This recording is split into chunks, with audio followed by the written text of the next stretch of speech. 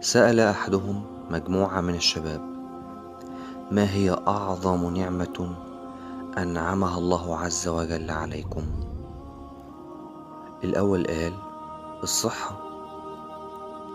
التاني: المال. التالت: البصر. وغيره قال: العقل.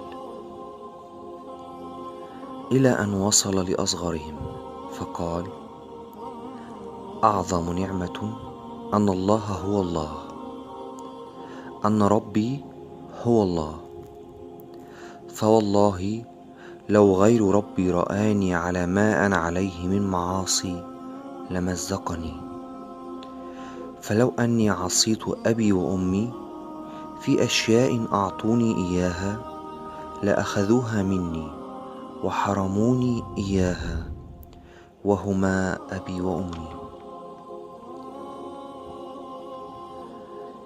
ولكنه رب الرحيم الحليم اللطيف، فنعمه تغرقني من أعلى رأسي إلى أخمص قدمي وأعصيه بها. أعطاني البصر وحرم غيري فأنا أنظر إلى الحرام.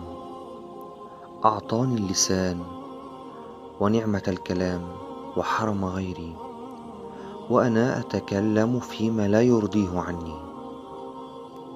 أعطاني القدرة على المشي وحرم غيري فأمشي بهما إلى معصيته.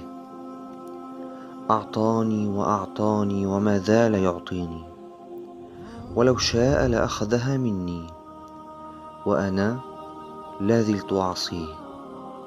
ليس هذا وفقط، بل ويسترني، وإذا تبت تبدل سيئاتي حسنات. وأعظم شيء أن الله يحب التوابين. أي رب هذا؟ سبحانك ما أحلمك، إن ربي رؤوف بعباده.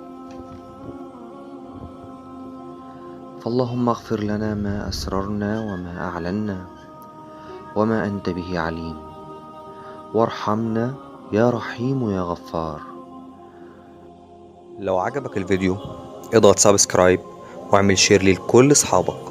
كان معاكم علي خليل، والسلام عليكم ورحمة الله وبركاته.